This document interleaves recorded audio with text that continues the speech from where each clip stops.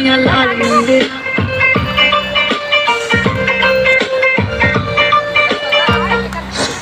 ਜਿਵੇਂ ਦਿਨਾਂ ਵਿੱਚ ਹੋਈ ਮੁਟਿਆਰ ਮੁੰਡਿਆ ਸੁਰਖ ਗੁਲਾਬੀ ਹੋਈਆਂ ਲਾਲ ਮੁੰਡੇ ਤੇਰੇ ਕਰਕੇ ਹਿਲਾਵਾਂ ਸੱਚੀ ਹਾਰ ਤੇ ਸ਼ਿੰਗਾਰ ਤੇਰੇ ਕਰਕੇ ਹਿਲਾਵਾਂ ਸੱਚੀ ਹਾਰ ਤੇ ਸ਼ਿੰਗਾਰ ਤੇਰੇ ਨਾਂ ਦਾ ਤਵੀਤ ਵੱਟਿਆ